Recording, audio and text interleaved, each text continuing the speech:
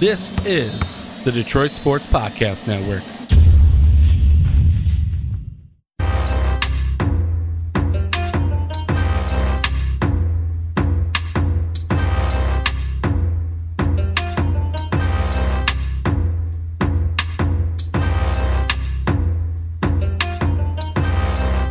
Welcome into the Monday Mashup on Detroit Sports Podcast. As always, I am your host, Shane Orland. Joining me, Kevin McCann. What's going on? Patriots are Super Bowl champions. It must feel nice. Tom Brady's done it. He has collected all of the Infinity Stones. Yeah, that's six. He can snap his fingers. We should have aimed for the head. Yeah, he can snap his fingers and delete Nick Wright's Twitter account.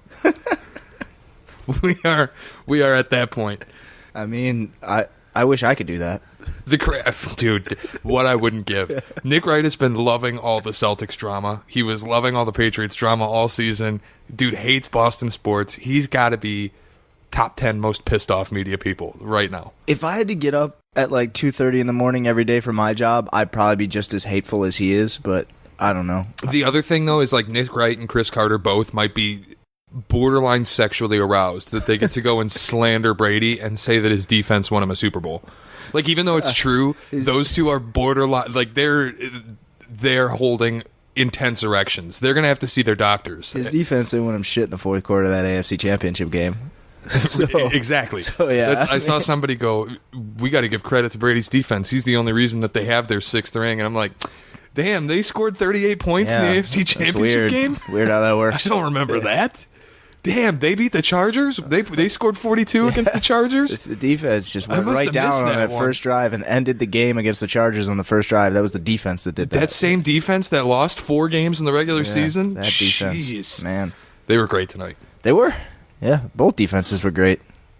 It was an awful game. They were great. Really, terrible. Felt like it was noon on a Saturday and I was watching Michigan State play Purdue. Tell me if I'm wrong. When the game was tied 3-3, it felt like the Patriots were still up a touchdown. Yeah, I mean, I never once thought that they were going to lose that game. Like the whole time, when they were up 3-0, I was like, it feels like we're up 14 points. Even when LA was driving when it was 10-3 and it's like, oh, Jesus, they're going to tie this, we're going to go to overtime. They weren't. Like, there was never a point where I was like, yeah, they're going to punch this in. Like, it's either a big play or they're not getting it in. No, and it's like, of all the Patriots Super Bowls that I've lived through, which is, by the way, all of the Patriots Super Bowls. That must be nice. I've lived through all of the Lions playoff losses. Hey, as the Free Press 1992. As the Free Press reported today, the Lions hold the record for Super Bowl unbeaten streak. That's true. Yeah, we got that going for us, which is nice. I was going to say, while I was watching this game, and like all the other Super Bowls, last year was stressful. This was stressful, but like Super Bowl 51 was there. Obviously, I thought they were going to lose the game. They were down 28-3. A sane person would think that. Like last year when they were up 33-32 or whatever it was, I thought they were going to lose the game. Like there was a shot they were going to lose the game. Like however many, the Giants Super Bowls, I never felt comfortable. Last year I feel like I wasn't going to be able to tell you who won until it was over. Like it was so back and forth. But I never felt comfortable. Right. And then the Seahawks Super Bowl, I thought we'd lost. I thought they'd turn around and hand it to Marshawn Lynch and it'd be over too. I was like everybody else in America. I thought it was game over. How about him today? Hiding behind J.J. Watt during the Walter Payton presentations. That was beautiful. Peak Marshawn. This game, I never felt uncomfortable. No. Yeah. Like did you feel uncomfortable all week? No, not in any of the 2 weeks of lead up. I was like, I don't think this is going to be an issue. It was such a weird change of pace for the whole playoffs and the whole season. Oh, they're so doubted, and then coming into this one, nobody thought they were going to lose. Yeah, and the only thing that stinks is 60% of the money was on the over, including my money, and the over didn't even come close. My over hit very well. Thank you to Gladys Knight. 2 minutes and 1 second. I did get a couple props. I got yes on a scoreless quarter, and I got yes no on any score in the first 7.5 minutes. When she dragged out that A in Brave, oh God, I was so happy because I wasn't sure if they were going to start it from the first note or the first word, and if they had gone from the first word, she wouldn't have hit it. But she dragged that A out, and I was like, boom, Gladys, love ya. Thank you, Gladys. Yeah, way to go. Speaking of which, the pregame singing might have been the most exciting part of the Super Bowl. Yeah, those two girls that sang wasn't. No, it wasn't great. But those two girls that sang "America the Beautiful" kicked ass. I was touched. It was incredible. And I was sitting there, and my fiance made fun of me because I was sitting there, and I was like, "Holy shit, these harmonies are beautiful." And she's like, "What did you just say?" And even I was like, "It's a football game, okay? I'm having a moment." I can't believe I said that. But she's like, "What? You really just said that?" I'm like, "Yeah, they are." And then I go on my Twitter, and one of these guys that's like, I guess a Twitter mutual goes, "Why are these two girls so fucking good at singing?" So I was like, "At least I'm not the only one." You could be like, it was Vrabel who had crying during the anthem in that one Super Bowl. Oh, right? yeah. It was like, it's in that Kenny Chesney. No, video. it was also No Sean Moreno. Yes, Had that the was just like an poured endless out of tear. nowhere. Like, yeah. That's how I felt with Gladys Knight singing. The pregame singing was That's how I felt when she got to incredible. 2 minutes. Yeah. Gladys took the roof off that building. She did. And Queen of Soul. She won you the Not over. really, but Congratulations. She did win me the over. So you thank winning for the that. over is like me winning the Super Bowl. Did they call her the Queen of Soul in the intro? They called her something. I can't remember. I was like, she's not the my Queen blood of pressure Soul. was rising at that Yeah. point. I was checked out. I don't know that feeling, but I hope I get it one day. So the Super Bowl sucked. Yeah. Even though it ended right for me, it was boring as shit. Really good basketball game this afternoon. To Excellent. Tee it up for you. Celtics and Thunder put on a show Big to win. lead up to it. Yeah, huge win for the Celtics. They're now only 3 games out of Toronto. Stopped a 7-game win streak. Yeah, and they've won 9 out of 10 games. Great time to be a Boston Celtic. Starting to roll, boys. Great time to be a Boston sports fan or Imagine something. that. Like World Series win, a Super Bowl win, your team looks good. Imagine all It's those almost kids. like you don't think you're going to lose your best player to the New York Knicks this summer, and all hell's going to break loose and the wheels are going to fall off. Spoiler alert, I don't believe that. I'm with you. No, but so it's good that we're talking basketball because I was going to say the Super Bowl stank. The lead up to the Super Bowl felt like less than usual. Like the 2-week lead up was like nobody's talking about football. And the reason was 2 days lead up that we're talking about football. The NBA hijacked Super Bowl week. Absolutely stole it. It is forever too soon to make a hijack joke, but yeah, they did. I can't make a joke, so I'm just going to be serious. I always make jokes, but I can't because, Yeah. But seriously. It was unbelievable. Like all week, all you could talk about was Anthony Davis, and then out of nowhere, on a Kristaps Wednesday Porzingis. afternoon, Thursday afternoon, whatever day it was, it obviously came together through a period of weeks. It didn't just happen, but we found out about it in a period of about 2.5 hours, like noon when Woj breaks the news. Was by it even that he's a long? Maverick. I don't even think it was that long. It might have been 30 minutes.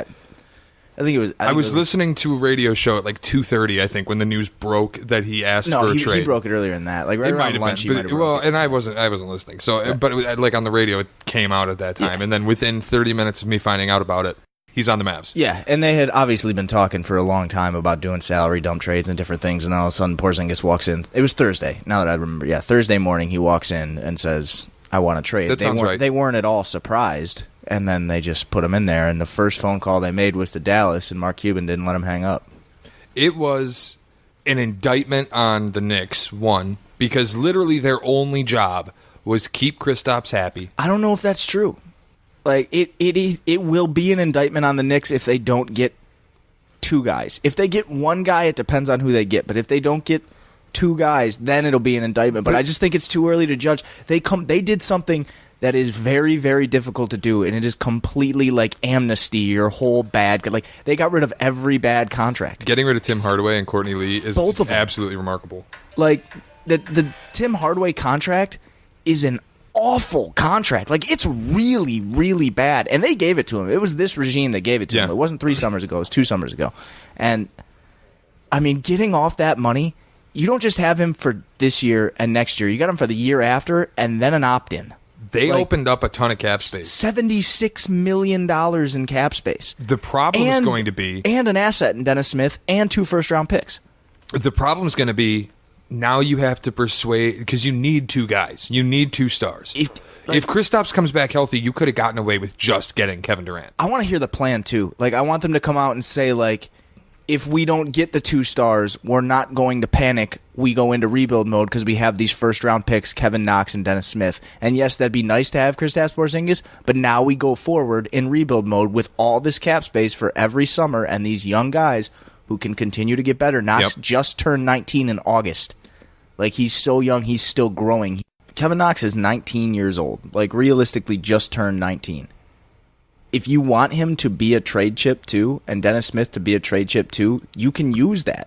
Like, you clear all the cap space with the Matthews contract coming off the books and with DJ's contract coming off the books. And if you want to go into let's go chase and let's go see who we can get and put around Durant and or Irving and or Butler and or whoever the hell you get, probably more realistically like Boogie and Tobias Harris. But that's where I really want to know what's going on, because if you swing and miss on Durant, do you panic and spend the money, or do you stand pat and say we go rebuild mode? The other thing, I mean, yeah, but the thing for me is like, if it doesn't, you have to get 2 stars. Like getting rid of Kristaps, you almost have to get KD and Kyrie. You never get full return when you trade a superstar player. Like that's where like Porzingis that you're not getting full return. If you're just you trade hoping you KP get the stars and you get Boogie and Tobias Harris, is it a win? No, because you get 44 wins a year. Yeah, like that's where if you put the right things around, you're almost putting yourself in purgatory. It's better than being in hell.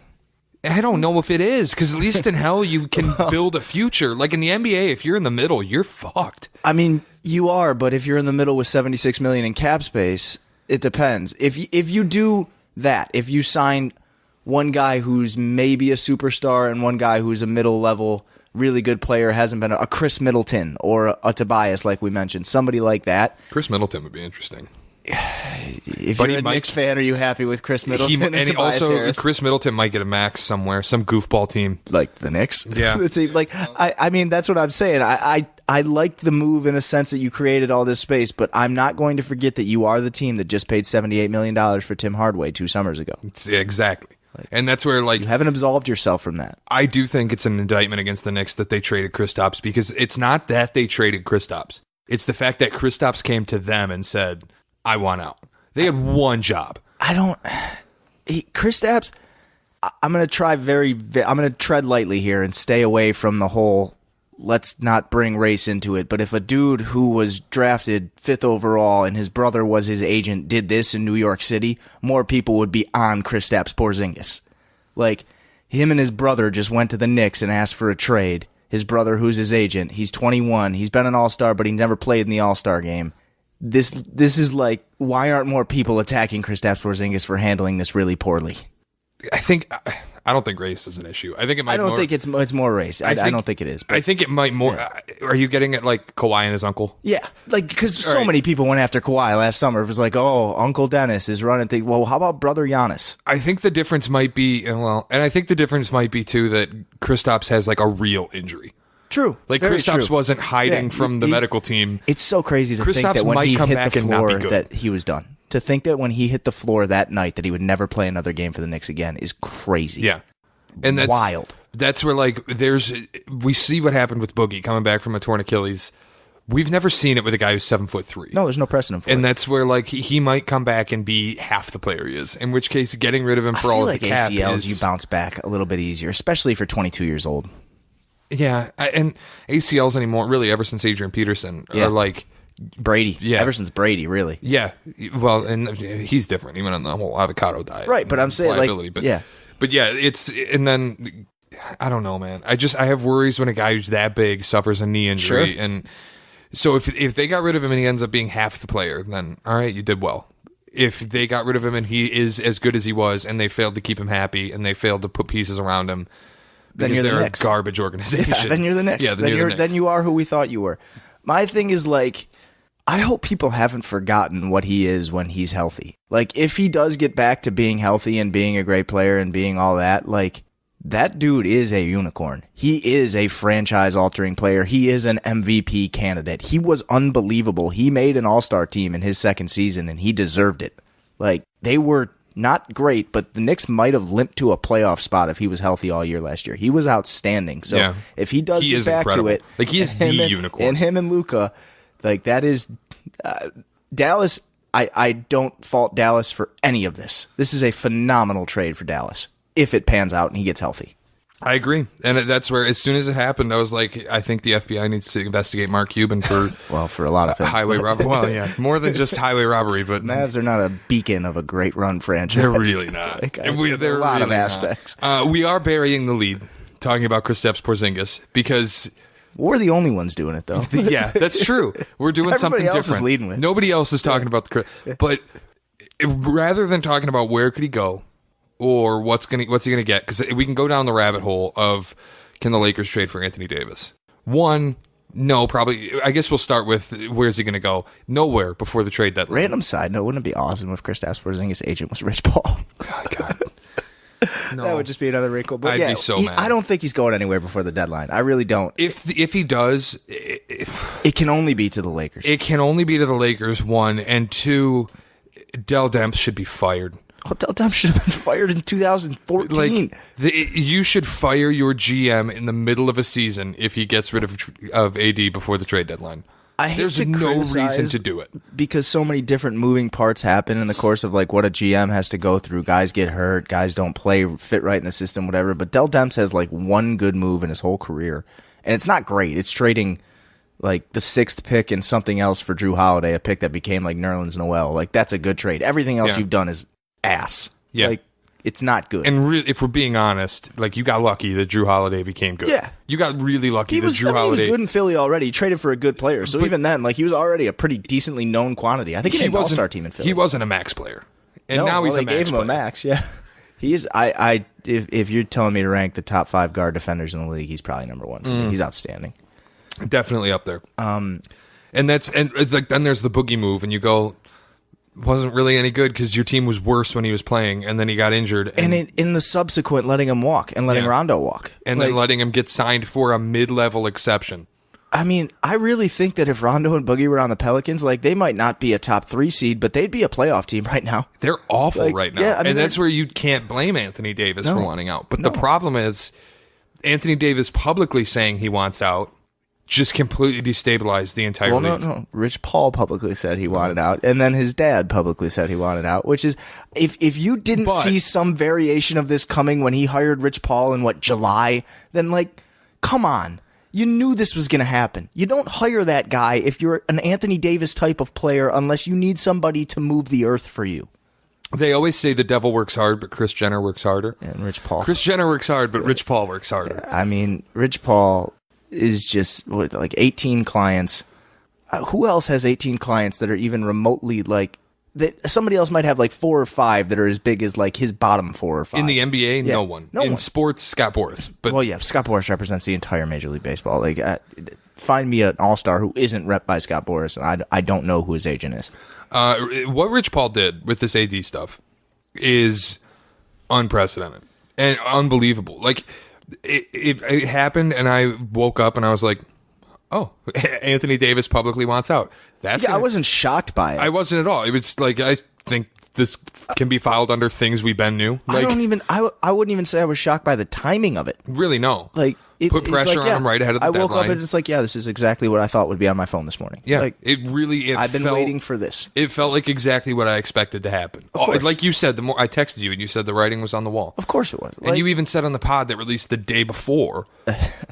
This is my shining achievement so far on the pod. Yeah. So, but then this week, it got to epic proportions, and the tampering fine comes down where they're going to fine Anthony Davis $50,000, which is nothing because he makes public $200 million, trade and he's request or going to get a $250 million contract, and all of these other things where what really happened is small market teams got screwed because of a rule that was invented to CBA protect negotiations. small market teams. It's one of the most ironic things in the history. I can't remember a more ironic thing in the history of sports, in this aspect of sports. So, to fill everybody in, because not everybody might be aware, Sure. there's no question that the Boston Celtics have more assets than any team in basketball. If the Pelicans could pick one team to trade Anthony Davis to right now, it would be the Boston Celtics. Absolutely.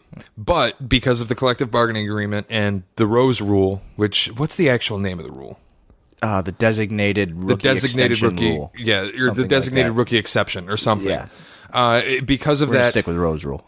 yeah, you can't. When you have a player that you drafted and you give him a contract extension, and then you can't have two such players on the same roster. It's the max rookie extension. Yes. So because Kyrie, that's why you get a smart organization like San Antonio, who says, "Hey Kawhi, just wait, don't sign the extension. We'll sign you to the full 5-year max, and then we could bring another player on, an Anthony Davis if we needed to." But Cleveland, not smart enough to do that. Dan Gilbert. New Orleans was never going to do that. Dan Gilbert pushed his general manager off the roof of Quicken Loans Arena and then brought somebody else in. Oh, you remember that summer was hey, are you going to get Gordon Hayward or what? Like, they made the qualifying offer to Hayward. They thought they were going to pull him away from the Jazz, and then they matched in the 4-year deal, which ultimately led to Hayward leaving because they didn't give him the full 5. Yep. And then Kyrie was like, well, then I want the 5. Yep. And a year later, LeBron's in town. And that also really screwed things up because then that's why Kyrie wanted out. So anyway, Exactly. Kyrie is on that exception. Anthony Davis is also on the exception. Those two such players cannot occupy the same roster. Right. Therefore, July 1, they can. yes, because Kyrie will be under a new contract supposedly. If he opts out. And he will. But whether I would imagine. whether he's in Boston or whatever, like it's a foregone conclusion. He's opting out. There's like this random weird, like, He's not going to opt in to staying in Boston for cheaper. what if? No, yeah, you're probably right. Like, there's random scenarios. I just keep thinking about Al Horford because he has an opt out, and there's no way Al Horford's going to opt in and No. let Danny Ainge trade him to New Orleans. But somebody has to go to make the money work. And There man, also might you got to be walk into Brad Stevens' office and be like, "I know you really wanted this whole Hayward thing to work, but I'm getting rid of him." yes. Yeah, I mean, you have to if you're Danny Ainge, but No question. How do you feel about that if you're Demps- Brad Stevens? I don't care. If Dell Demps gets on the phone and goes, "Hey, we're looking to take money on to get rid of Anthony Davis. What Well, do they you think have to. about Gordon Hayward?" They have Put to him take in the money deal on. immediately. Yeah. Done. If I'm New Orleans though, like the offer that got reported from LA is atrociously terrible. Like, I mean, for Anthony Davis, And this is like, the offer from LA it was Lonzo Ball, Kyle Kuzma, Rondo, Michael Beasley, and a first round future pick. first that may not convey right away. It and may will not likely very also be good. non-lottery And they're not taking any because money. you have LeBron James. And if you give LeBron James, Anthony Davis, no matter who you put around them, they're going to be a 2 or 3 seed in the West. Like, that's a terrible deal for New Orleans. And the Lakers don't want to take back any money on top of it. Like, at least say, okay, we'll take Solomon Hill or we'll take one of your bad Right. deals. They don't even want to take the money. Magic has done this 3 times now, and it has failed the first 2. I have no idea why he would want to go through this again. Like, you lowballed the Pacers. You didn't even get a meeting with Paul George. You lowballed the Spurs. They sent him to Toronto, and now he wants to sign with the Clippers. Why are you risking this again? Yep. And this is the same GM who decided it would be a really good idea to trade a dude who is now an all-star in Brooklyn for Brook Lopez and then let Brook Lopez walk. The other issue about it is the best offer the Lakers can offer right now is also the best offer that the Lakers can offer in the summer. Whereas the Celtics' best offer puts that in a coffin, just body bags, whatever the best thing the Lakers can offer is. But because of the way Anthony Davis is doing this, and he's come out and said he doesn't, or Rich Paul rather, came out and said he doesn't view Boston as a his long-term. dad. Right. His dad, So his yeah. dad comes out again. Which is the guy everybody Rich thought Paul it would be pulling the to strings. begin with. Like, But- in the summer when they did it, they were like, it'll be his dad. It'll be his dad who comes out and says he wants out of New Orleans. So yeah, he wants out of New Orleans. Where I was going is Rich Paul comes out and comes out with he doesn't view Boston as a long-term destination. Right, and he his dad views comes out Boston and as a says, I rental. would never want him to play in Boston because Same of how thing. they handled Isaiah Thomas. Same thing. Yeah. And it's so you look at all of these things. Basically, what Rich Paul did there is put the pressure on New Orleans to deal him before the deadline because Boston may not be interested in the summer if it comes down to, oh, he's just going to be a 1-year rental. And told every other team that he's not interested. Essentially, yes. Essentially, you cut Boston's leverage in half because now Boston may not be as interested as they were. The only reason that came out is because they knew Boston is the other team that can make the offer. If it comes out that, like, oh yeah, Philly's making a push for him, watch Anthony Davis Sr. come out and be like, oh, I want him to play in Philly. Yeah, exactly. It doesn't matter where. He wants to be with the Lakers. And that's He's the trying other to thing force is his way there. Philly could offer just nearly as good of a deal as Boston could if they're willing to put Ben Simmons or Embiid in the package. Well, the parallel is immediately right there. Who's Ben Simmons' agent? Yeah, like it's never gonna happen. And if you want to do it for Embiid, I honestly wouldn't right now. I wouldn't either. Like I love Anthony Davis. They're very similar. players. Maybe I do that in the summer if I think about it, but right now with it rolling, I'm not messing with it. I'm not gonna do that. So Anthony Davis effectively screwed every single small market team because now players who are on The new CBA negotiations are gonna be very interesting. yeah, now any player that's on the designated rookie exception has this precedent of Anthony Davis. There's the Rose Rule, and now there's the Davis loophole. Yeah, it's Anthony Davis going, look, I don't want to be here anymore. I want to go to L.A. or Miami, or and your hands are tied, essentially. Houston. Like you can hope that you luck out. You can hope you become the Indiana Pacers and you luck out and you bring back Oladipo and Sabonis, but that's a once in a lifetime deal to get those two guys back. It basically just what Anthony Davis did was looked at every small market team and said, if you put us on this designated rookie exception, if you Rose rule us, we are going to come back and fuck you. I mean, Paul George did it too. Like he came out, he went on Jimmy Kimmel and was like, "Yeah, I'd love to play for the Lakers." Yep, Kyrie Irving could have done it. It's a little late in the game now. He sort of did it just behind the scenes. He really did, like, and he coming in Cleveland, into Cleveland when he said, "I don't want to play here anymore," and forced a trade. He did the same thing, and he gave a list. Just Anthony Davis is such a high caliber talent. We've never seen it on this level. And he's not giving a list. He's giving one team. And it's exactly. And he's forcing everybody's hand, and he's cutting leverage. He's like, Danny Ainge has to be pissed.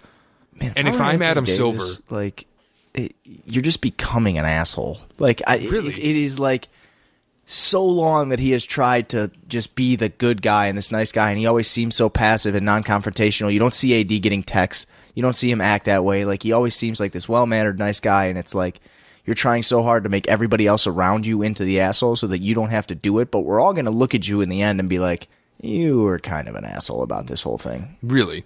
He's a dick. Like, he kind of is. And the best thing in this the situation, Pelicans, I'm sure he's a great guy, but like, you're kind of being a dick. The best thing the Pelicans could do, they already took him out of all their promotional material. Shut him down. Could you imagine watching that from the bench? You look up and your face is gone. I'm still here. They airbrushed him out of the. You're still paying me.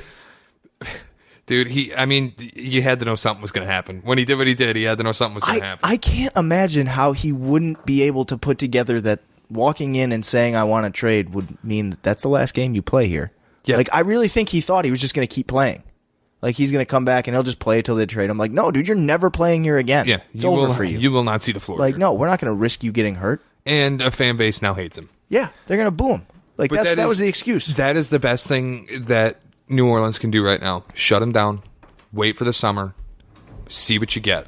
Because really, if Boston is willing to put Tatum on the table, if Boston's willing to put Jaylen Brown on the table or Gordon Hayward and picks, and other things too, add on Rozier or Smart or whatever, if they're willing to do that, what does New Orleans care if it's a rental? You aren't getting anything near that from the Lakers. True. I mean, there's the random teams that could come into this and kind of throw a wrench into things, make it interesting, like a Miami or whoever that's in a market where he would re-sign. Yeah. The Clippers, somebody. But I think it's basically Lakers or bust. And the whole, like, get him in, let's get him in our program and convince him, he wants to be here. Like, yeah, we've seen it work with Paul George, and we've seen it not work with literally everyone else.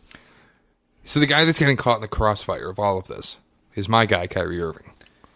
Crossfire is an interesting way to put it. I think he might be firing a few bullets himself. He certainly is. Yeah. The question is, he's firing bullets, but nobody knows who he's firing them at. Yeah, I really don't. Because he's saying things like, I don't know anybody's shit, and everybody goes, oh my God, he just turned his back on Boston. But then people like who are in the Boston locker room, who are like credible Boston media sources, are like, no, dude, he was talking about the media as a whole. Like, he doesn't owe them any explanation. It's so weird to see this, like, random... It's not a maturation process, but it's, like, this weird thing because It felt like a maturation process. And then all of a sudden it blew up, but now it feels right? like... Like, that's exactly the right way to put it. It seemed like he was growing and he was building and all this was happening and he was becoming this star and this so well-spoken and all these things. And then all of a sudden this year, he sucks at doing media anything. And it feels like he's really badly trying to not be a distraction, but by trying so hard to not be a distraction, he's become a huge distraction. You can't come out and call it a distraction. You got to say, it's not. We don't think about it. We don't talk about it. It's nothing. And we're focused on now. Don't come out and be like, this is a distraction. That's where, like, this media scrum, as much as it was the worst because of I don't know anybody's shit, and a couple other things. July 1st. When they obviously Boston is still head of the race, which is a long way off from I'm re-signing here if you'll have me. I mean, I said that night when he did that, I was like, that doesn't mean shit. And it was like, this is about me. Yeah. But it is everything's about him. Everything is about him. He is firing shots, but then I also feel like he's getting caught in the crossfire because everybody's going with all the Anthony Davis and Kristaps Porzingis stuff. How does this fit into you? But this last media scrum may be the best because he finally answered it with, despite saying all the other things ahead of it, he finally goes, look, I'm committed to winning championship in Boston this year. ask me on July 1st. That's fair, and that's all he has to say. That's all that's what he should have said Right. 4 months ago. But you can't. I mean, don't get mad at the media when the Knicks clear $76 million in cap space, and you're a New Yorker, or you're a New Jersey guy, whatever. And you've been connected to the Knicks. And there's two summers ago. You listed the Knicks on trade destinations when they were terrible, and now they have the cap space to bring in Kevin Durant. Yeah, now they could get good. You wanted to go there when they were awful. Now they can get good. So yeah, like they cleared $76 million. Reporters wouldn't be doing their jobs if they didn't ask that question. The one thing that threw a wrench, and this is the last thing I want to get to before we move on to our next thing, that threw a wrench in all of this morning. This hasn't gained a lot of traction, but a very well-connected Boston Celtics former beat reporter came out this morning and said a league source told him that Kevin Durant is interested in signing in Boston. Yeah, I don't buy it. Like I just don't buy it. It sounds odd. It does. It's not a fit. Like it doesn't make sense. But it almost does. Because if they can clear the cap, like if Horford opts out, or if Horford opts in and then gets traded, or if in some way they can clear the space to create a max, like offloading Horford somehow to some team that's willing to take on money, and then turn that into a contract for Kevin Durant, why would the two of you go to a Knicks team that sucks when you could go to a Boston team that's good?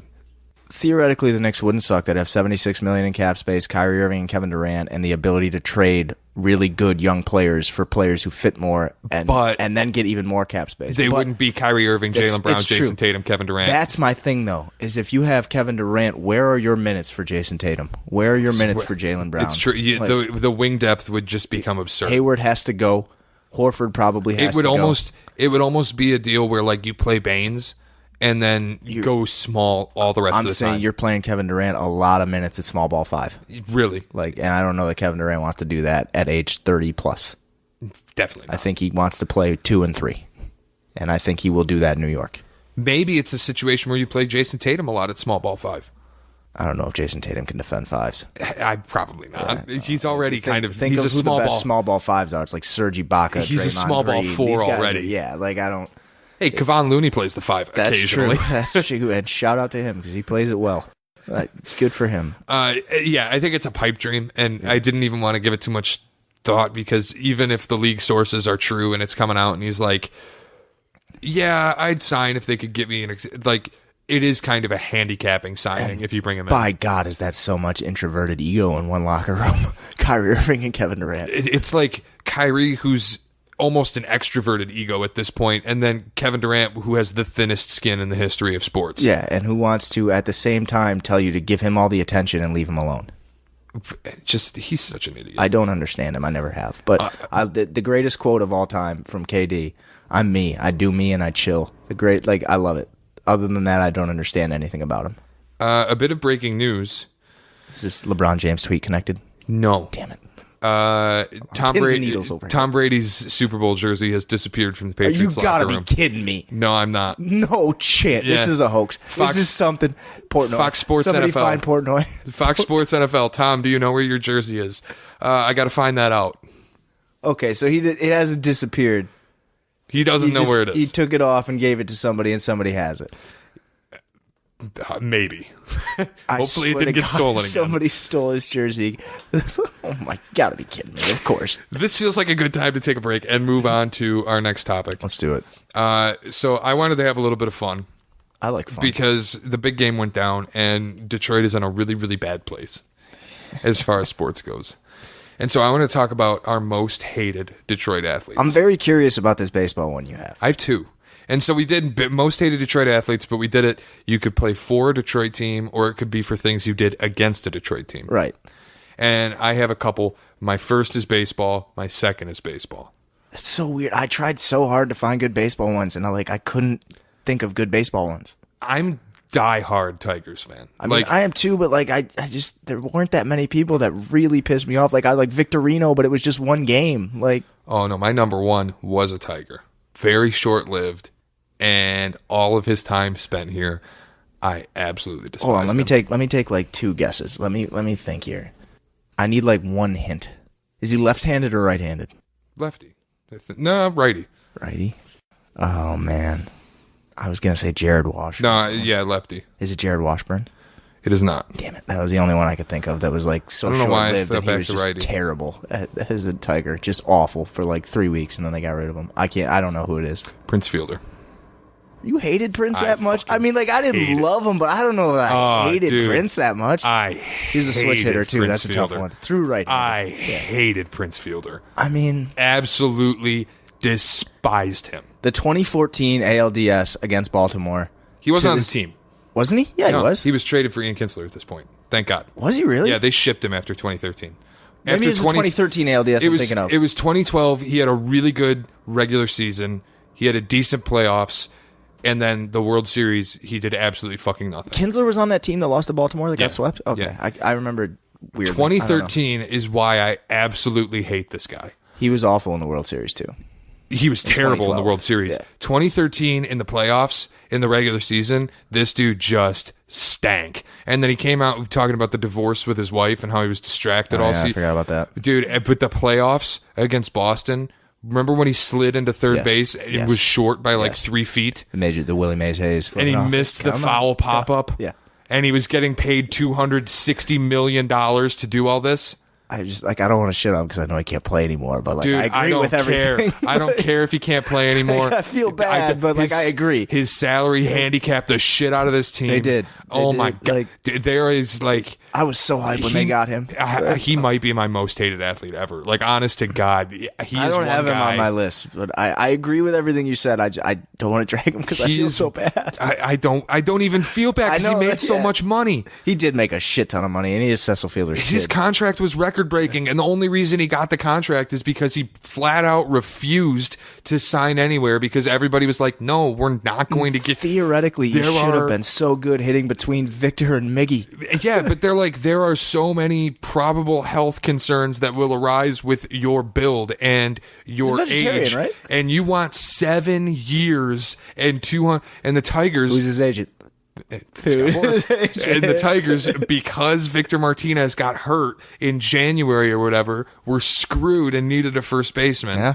So they went and gave Prince Fielder 7 years and 200 whatever. Great million trade when they dollars. got rid of him, though. Oh, beautiful trade. trade. That was just art from Not Dave a Dombrowski. big, not a big Dombrowski guy, but he did great there. There was no value. Like, he had 0 value. And then he went to the Rangers. Kinsler was great. And he died.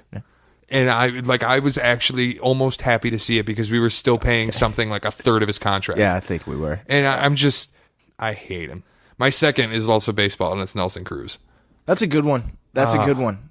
I didn't dude. have him on there, but I forgot about those series with the Rangers. The Rangers Yeah. series and 2014 Baltimore. Yeah, both of them. Dude, that's a good one. He's a home run. He was a Tiger killer. He was. That's a really good one. I should have had Nelson I Cruz on there. despised watching Nelson Cruz play That's baseball. a good one. My first one for played against us was Favre. Like, you're not a Lions Yeah, guy, I so you don't feel you it. don't have that one. But I never liked Favre. Oh, but I despise Brett Favre. He just killed us. Like, it was awful. And Rodgers is second. Like, Yeah. they're both. That Hail Mary will forever just like. I lost a I don't part like of me Rodgers that either. night. That night, it was a phantom face mask call that got him the chance to even throw a Hail Mary. There was no face mask. He didn't even touch him in the face mask. Everybody forgets about the Phantom face. I don't forget about it. I don't forget They're about just it. like Aaron Rodgers, Hail Mary.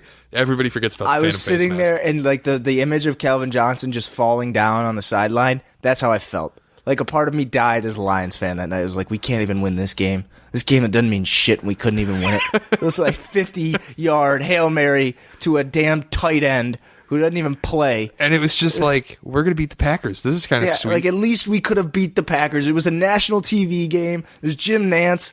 I was psyched. It was... and then the other Aaron Rodgers game that stands out is the NFC North Championship game in, what was it, New Year's Day. Mm-hmm. And Aaron Rodgers just I got a lot of Aaron Rodgers destroyed them. games. Dude, Aaron who Rodgers- doesn't? Yeah. I got some like weird played against, like Crosby's on there. I saw him win the cup at Joe Louis. I hated that, but it was also I got to sit next to Muhammad Ali, and it was like the coolest moment. See, like Robert Ory was close because Big Shot Bob, because of that shot in Game 5, right? I mean, I was also present for that. Yeah. Yes. Like- I have been there for a lot of terrible Detroit moments. There are a lot. I went to shout out to my guy Tony because I know he listens. Me and him were at the 2005, I believe that was Game 5, when Robert Ory hit that shot in our baseball uniforms. Came straight from a baseball tournament. Sat courtside in bright orange baseball uniforms.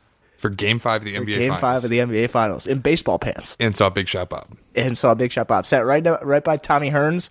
Isaiah walked by a few times. I was wearing a baseball uniform with my friend.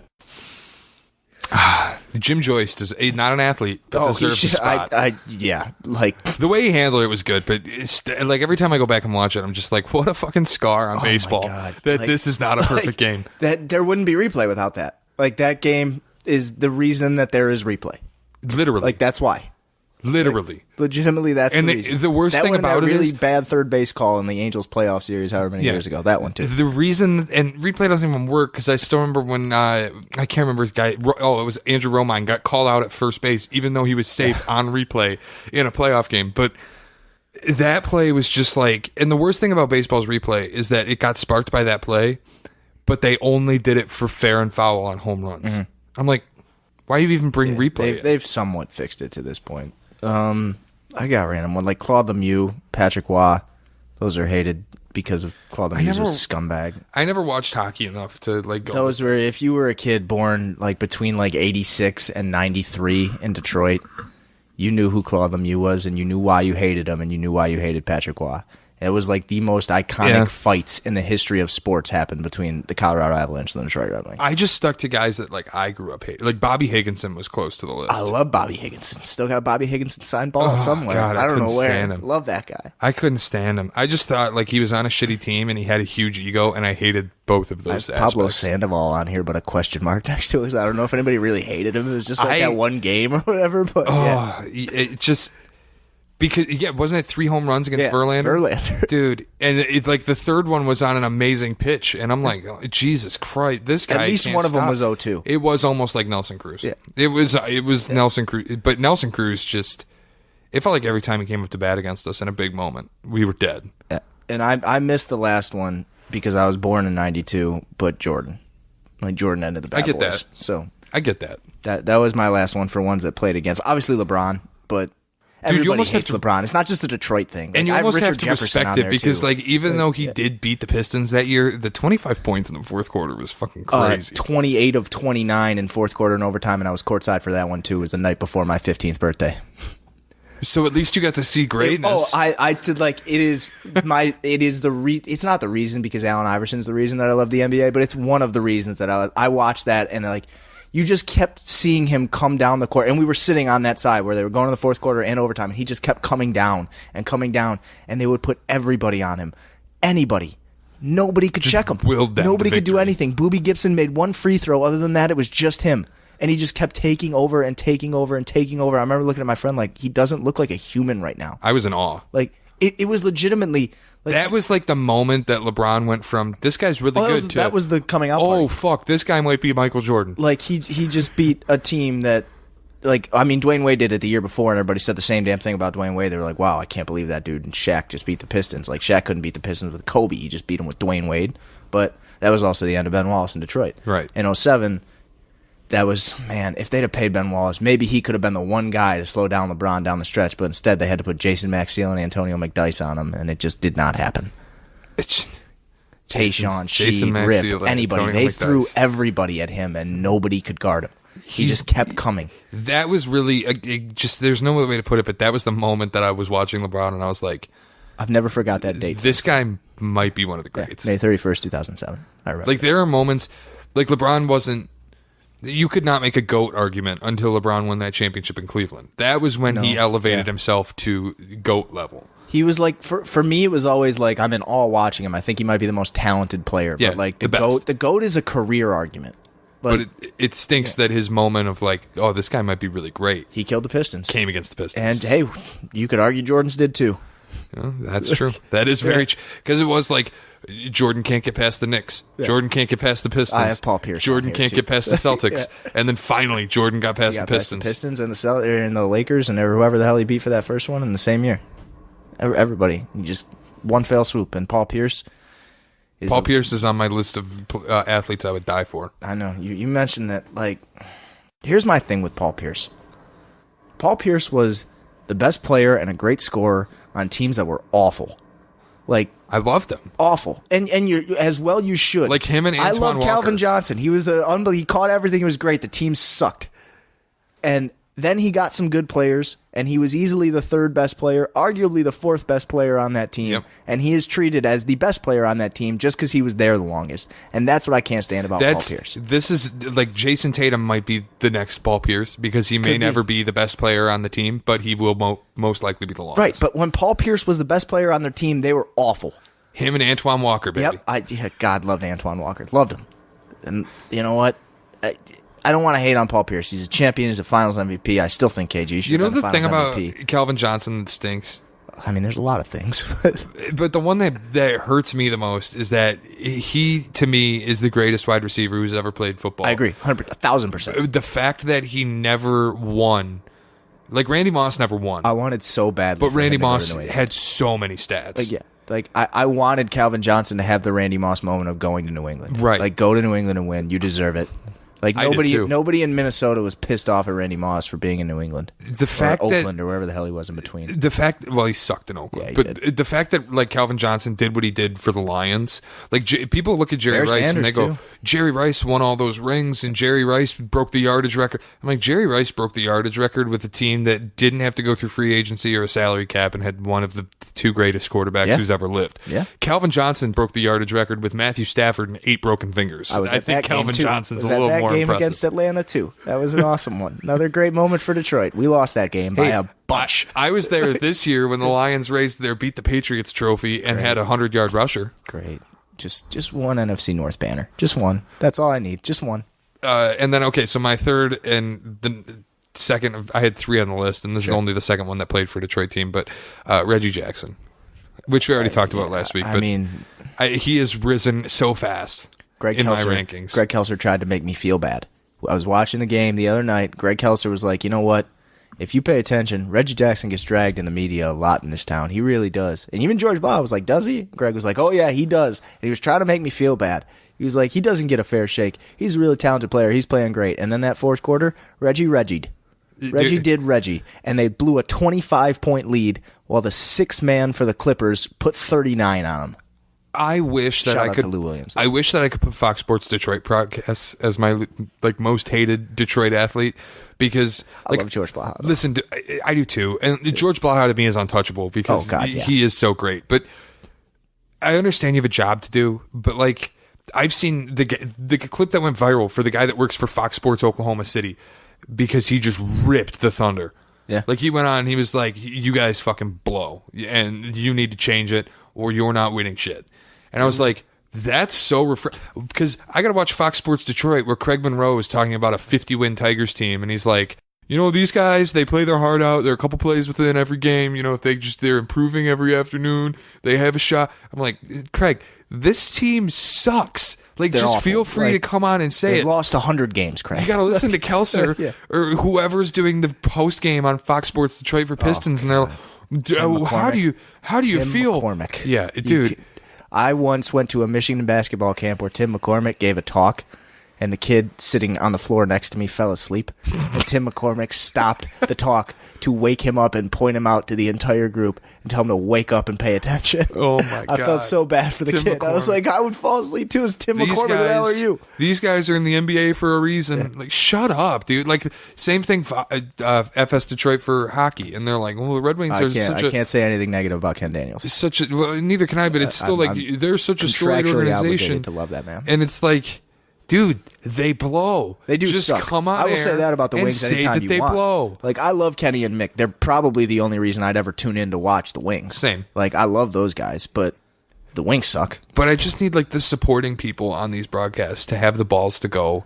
The Wizards guy is the best. Dude, you guys stink. Have you seen the Wizards guy? There was Zach loaded a 10 things I like about the Wizards guy, about how he just let there was a terrible possession and then a terrible turnover and a whole thing, and he just let 30 seconds of silence go by. Oh, yeah. And then he was just like, we'll be back. And Carol Lawson was like, Wizards down 20 or something, whatever. He's just like so content. I love it. That's one thing I do like. I will say for radio, Dan Dickerson does a great job. Because when the Tigers are terrible, Dan Dickerson's got no problem with, and that's a high fly ball that's going to be caught, and that will do it from Comerica Park on this afternoon. Like, the Tigers lose another one. It's got to, think of being on a Thursday night in Chicago, and you're watching the Tigers play the White Sox, and both of them are 30 games under 500. And it's your August, and it's you're like, your what 15th straight game in the heat of August, and the Tigers have lost 13 of 15. Day off in a month. Yeah, 13 of 15 losses, and you're Dan Dickerson, and you got to sit in there and watch Nick Castellanos strike out to end a game, 1-0 loss to the White Sox. God, baseball sucks. All right. Another loss for the Tigers. All right, we got off track. My most hated athletes that played here, anyone that played for the Bad Boys. Lambier, obviously, first and foremost, the most hated Detroit athlete of all time. Bob Probert and Ndamukong Suh. Dude, okay, Sue's a good one, because, I can actively hate Sue because he was such an asshole. Oh, I mean, he's a dick. The way he left sucked. The way he acted on the field sucked. Yeah. I'm very glad he's Great not player. a Super Bowl champion after tonight.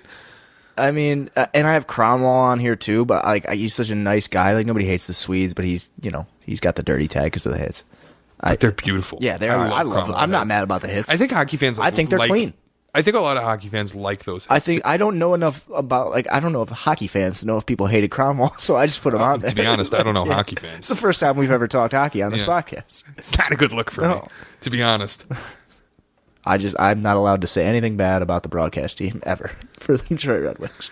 I love those people. That's in your contract. Yeah. You want to hear my hot take on the Celtics? Well, not the Celtics, just one particular member of the Celtics. So you want to jump into the power rank? Yeah, let's start with your hot take. What is it? Okay. I'll tell you if it's right or wrong. Okay. No one in history has ever won Most Improved Player averaging fewer points per game than they did the season before. Marcus Smart should win Most Improved Player of the Year. He is currently averaging 2 points per game, fewer than he averaged last year, and 3 fewer field goal attempts. He is 14th in total RPM, 5th among point guards. The 14th in total RPM, by the way, is fucking amazing. Yes. It's one of my favorite things. 5th among point guards. 5th among point guards. He started 31 games this year. He only started 11 last year. That's a stat that matters in this category. That's a stat that also matters because Marcus Smart Day was November 26th, and since that day... They won 8 in a row after that, didn't they? And they're now, since that day, they're 24-9. Yeah, and that stat matters for this award. If you have a huge jump in games started, that matters. His effective field goal percentage is up 8% from 44 to 52.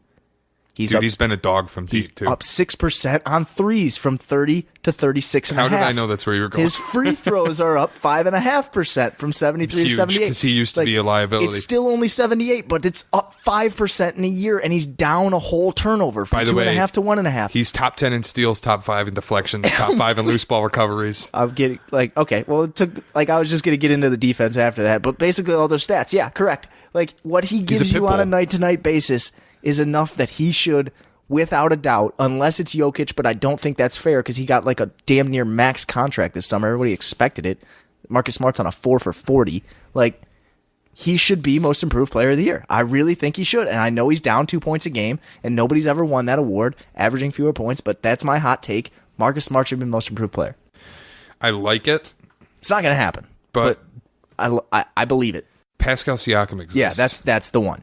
It's and Jokic or Siakam, and I don't think it's fair to give it to Jokic. To me, Pascal Siakam was been outstanding. Yeah, did he make the All-Star team? No. Yeah, snub.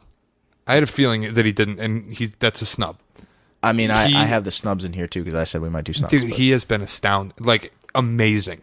Here's my thing for Marcus Smart: he should absolutely be all defensive first team. Yeah, with Oladipo getting hurt, I'm not even going to remotely argue that. I want him one of the guard spots is Holiday, but then the other one, sure, all defensive first team. Yeah. And he won't get it, but I think he should be. Well, no, he will get all defensive first team. I would hope. Yeah, I think he should be a DPOY finalist, which is rare for a guard. It's so tough to be a guard and get that. Even a wing and get it. Leonard. Paul George is going to win it as a wing, and that's crazy. And he's legendary on defense this year.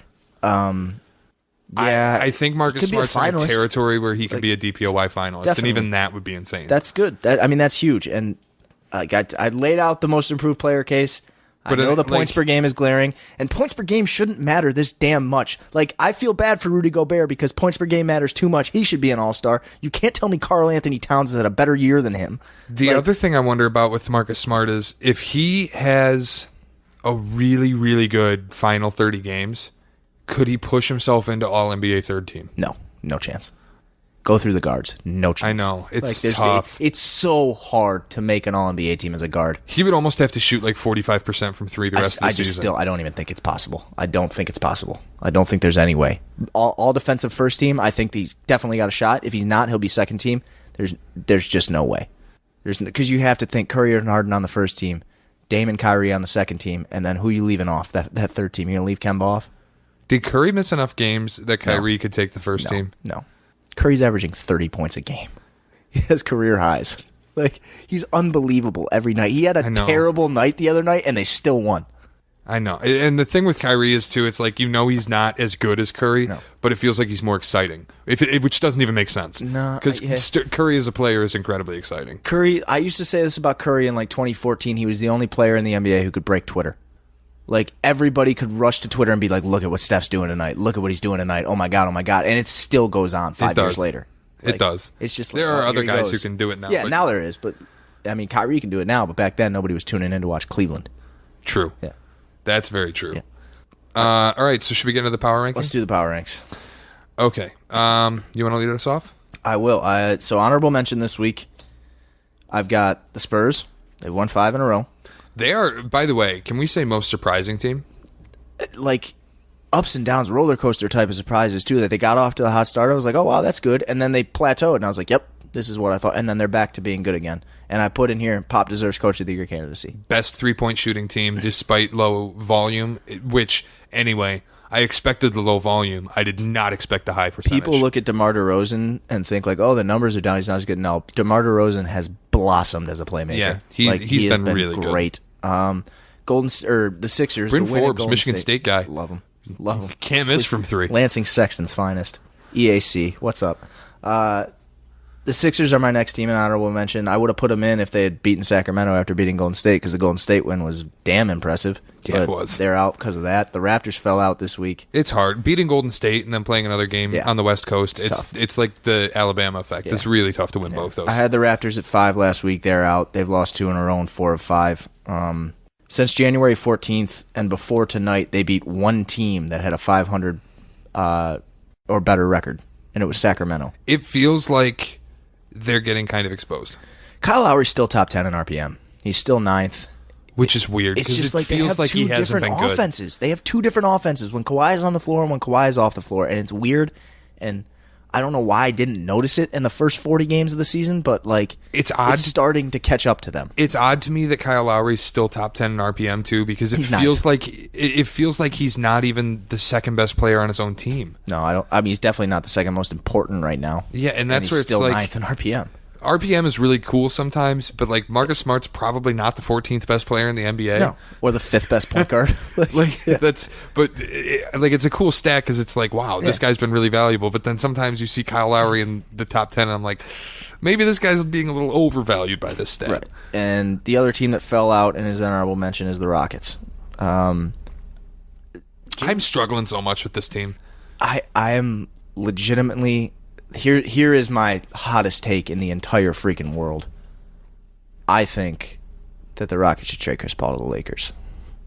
I think they're better without Chris Paul, and I think they can get shooters and another ball handler in Rondo, and it's a trade that actually might help both teams. Gives LeBron a banana boat guy. Not going to happen. Not ever going to happen, but I would do the trade. The problem is nobody in their right mind, like Magic Johnson couldn't even take that contract. Oh, no. That contract is so bad. Not going to happen. But Chris Paul's not going to stay healthy. Like, they don't want him. And he's old. Exactly. He's an old man, and he's going to make $220 million over the next 5 years. It's a trade like, oh, man, that trade would really work this year. But, no. And then my last honorable mention team, for some reason they had 5 days off in a row, and I don't know why, but the Blazers, they dismantled Utah the other night. Like, they really took them apart from the opening tip. I watched that whole game, and it was just Dame and CJ being themselves all night. And I think Yusuf Nurkic is sitting right next to Steven Adams on the most underrated big bus. Yep.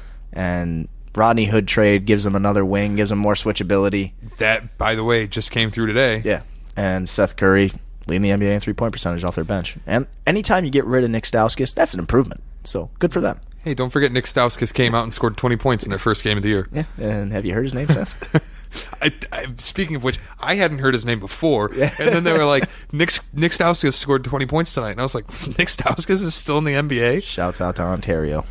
So my number 5 team is my number 2 team from last week, and it's OKC. Tough loss today. Probably would have had them at 3 or 4 had they not. But they had 7 in a row before that loss, and they still play phenomenal defense, so I have them at 5. We are par for the course so far. I have OKC at 5 as well. And it is like they would have been 3 had they not lost to Boston today. I have Milwaukee at 4. Par for the course. Okay, shaky. The next 9 of their 13 are on the road. They have the best record in the NBA, and that matters to me at some point. Not quite yet, but at some point. Are they still first in net rating? I didn't check this week. I think they are. I remember hearing after they beat Toronto, the most efficient offense, the most efficient team in the NBA. I mean, Eric Bledsoe is shooting nearly 61% on 2-point field goals. I know that Toronto game got close. Eric Bledsoe, by the way, I think is still... What? Somebody's giving him a max deal. I think it's still top 3 or 4 in win shares per 48 among qualified guards. And very, very, very not talked about. 7th among point guards in RPM. Yeah, and he's very much not talked about. But what they did in Toronto, and I know that game got close, but the way that they came into Toronto and ran the Raptors off their own floor, it got close. I never thought they were going to lose. Like though. 2.5 quarters, was amazing. Like when it was getting close, it was just like, okay, this is the final punch from Toronto, and then Milwaukee countered, and it was so you have them at 4, so I'm at 3. Yep. Denver. Boom. Yep. Lockstep. We're going to go 5 for 5. 4-0 week. Memphis, New Orleans, Houston, and Minnesota. Without Murray for any of them, and without Harris for the last 2. It's gotten to a point, and I think the first podcast I had you on, I said I have Denver at 5, and I had him at 5, and I was like, I have Denver at 5 because they're playing really well, but they're also Denver. Yeah. And I don't trust that this is going to continue. Okay, so this is my thing for them. They're the Toronto of the West. They have all these guys who it seems like they're deep, and Torrey Craig or whoever it was the other night that can score 35 randomly on a given night for them. But yet I don't trust any of them at all, and I don't know if they're any good. And the other thing is, I feel like the 2 seed is scary for them because if LeBron gets the Lakers into the 7, dude, he will pop if he has to deal with Pop. Yeah, and Pop's a guy who will coach and scheme that team to expose how bad Jokic can be on the defensive side of the ball. That would be the slowest playoff series of all time. It would suck. It's like the Nuggets are fun to watch because Jokic is such a unicorn as a center. Like he plays like a point guard, but it's a problem because he's been better defensively, but he's still not good, and it's going to be put under a microscope in a playoff series. They win games shorthanded more than anyone realizes, though. They still don't have full IT. They've won 4 in a row without Murray. Yeah. Gary Harris has been in and out. Still no Michael Porter Jr. Nikola Jokic is 3rd in the NBA in ratings per minute. Or real plus minus. I'm switching sports. And again, I said earlier, he's an MVP nobody talks about, and he's a guy that really needs more consideration. Because he's damn near a triple-double as a center. He's phenomenal. He legitimately is phenomenal. We'll get a real good look. This is Monday. You're listening on Monday. Tune in tonight on FSD. Watch them beat the Pistons. But then there's the game where they let the Warriors score 51 and a quarter. And I go, you guys, the Warriors, though. Yeah, but it's like maybe it's not just the Warriors; it's the Warriors pissed off, and they scored 38 in that quarter.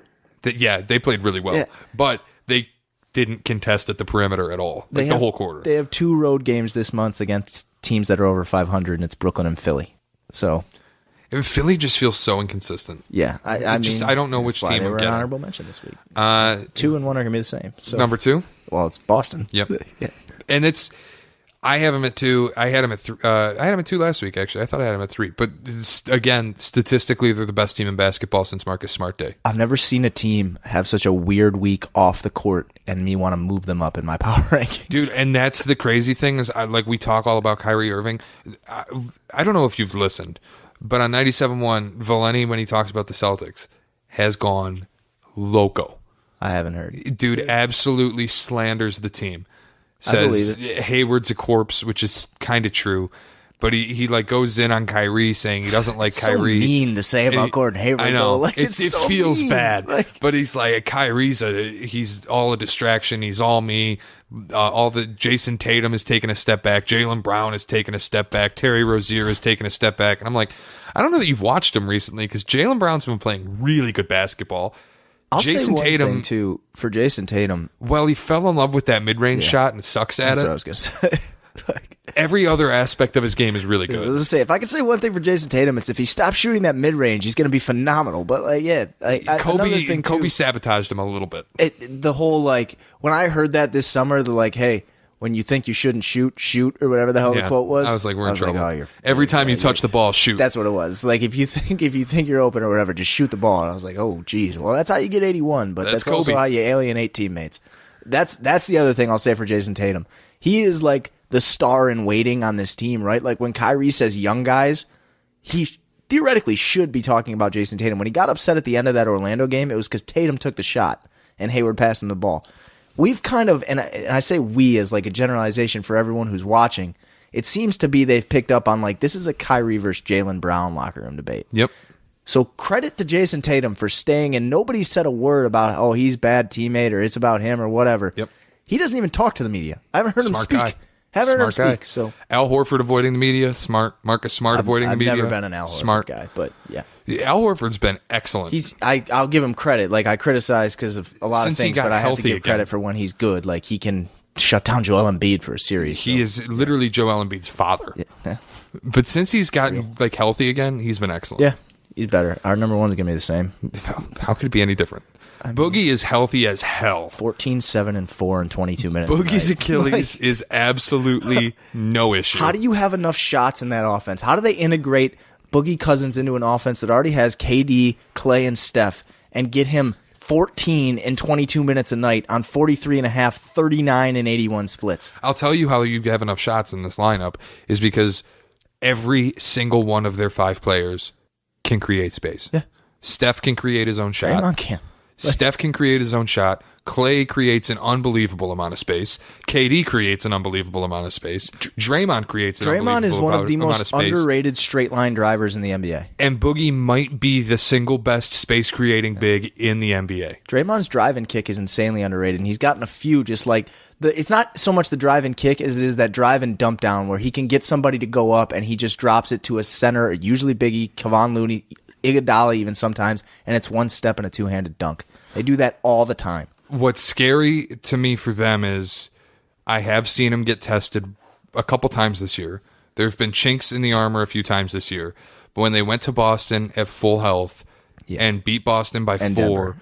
The Denver game, too. The Denver game was wild. When they went to Boston at full health and beat Boston by 4, though, and then left that game and went, Gordon Hayward's a liability and they can't challenge us right now. And I was like, ooh, if Boston's full health in May, they might be walking that tune back a little bit. It's possible. I'd say one thing. The loss to Philly showed how important Klay Thompson is. When you don't have that wing defender. And it's not even I hear all the time, he's not that important. He sucked the whole first half of the year and they were okay. It's not about whether or not he makes the shots. It's about that he's out there and he takes space. Klay Thompson's spacing and his ability to relocate on the floor in a half a second and get the shot off in less than a half a second, you have to account for that the entire time. Klay Thompson's not Russell Westbrook. Russell Westbrook is shooting really, really bad. He just keeps shooting. And nobody thinks it's going to get better. You're just waiting for the avalanche with Klay. And he just continues to chuck. Yeah. Klay Thompson sucked for 15 games. And then he made 14 threes or whatever. Yeah. And then he sucked for 10 more games. And then he went for 57 on 4 dribbles. This is just what he does. And it's the whole time, whether he's making them or not, the spacing. Especially with Boogie out there now when they have to play slower. It's what creates shots for that team. No matter who's on the floor, when Boogie is they out will have there shots. On the post and you think, okay, we're going to double team with anybody but Draymond, good luck. Yep. Who are you coming off of? And the thing is, you come off Draymond's guy and he gives it to Draymond, you just gave it to the best passer on the floor. And he's going to find the rotation and you're screwed. And that's what's insane is your best passer is not your point guard. It's not Klay. It's a dude who doesn't even want to shoot. It's not Kevin Durant. It's the one guy on the floor who's not chucking. But you rotate to him, and then he finds the guy you rotated off of, and you're screwed. They just beat you. And if they run, you're screwed too. And Draymond's elite in pick and roll sets. Yeah, and he's a really good defender. They can have 4 different offenses where they just play off the block with Boogie. They can just get out and run. They can play iso ball on KD, or they can do whatever they want with the bench guys and back Livingston down and do whatever. That's the thing with them too. If Livingston's hitting shots, if Iguodala's hitting shots, if McKinney's hitting shots, you're screwed. That was against Boston. Iguodala hit a 3, and I was like, oh, we're fucked. If those guys are hitting shots, it's over. You have no chance. It's like back when Barbosa used to come in and hit threes. Like if Leandro Barbosa, oh my god, I forgot about Barbosa like, in that NBA Finals. He came into one game and he hit a three, and I was like, "This is over." If Barnes scores 20 and Barbosa hits 2 threes, you have no chance. That's what it was back for them. Now it's just like anybody gets hot. My only hope is that Kristaps and Anthony Davis didn't get Kevin Durant to re-sign in Golden State. I have no idea to claim it. Like the whole KD has the New York ties, his agents, Rock Nation, Rich Kleinman is, first of all, KD's like head of branding, Michael Yarmark or whatever his name is. His brother is the CEO of the Nets, not the Knicks. And like, I get it. Like KD in Brooklyn, it doesn't make sense. But I'm just saying, like, if there's a New York tie, KD's head of whatever, his twin brother is the CEO of the Nets. Yeah. And he's signed to Rock Nation, Jay-Z, who used to own the Nets. Brooklyn could be a player. It's sneaky. I'm just saying. It's not guaranteed he's going to the Knicks. Brooklyn could be a player. They have cap space and a lot better players. Way better. He doesn't need somebody to go with him if he goes to Brooklyn. Brooklyn's another team that if they weren't so like desperately injured, they might be kind of good. They're still in a playoff spot. The Pistons are. They're so injured that Theo Pinson got 10 minutes last night. Played okay. Imagine but you got to be. Shout out to Theo Pinson always wearing Jordan 11s. You got to be hurt. I've never seen him play Theo basketball in anything other than Jordan 11s. All right, I think that's all we got. We'll end it with a Kevin Durant to Brooklyn take. That's how I like that. Thanks for listening to the Monday Mashup, your home of Kevin Durant to Brooklyn takes. Have a great week. Enjoy the week, guys. Just go Pats. Yeah.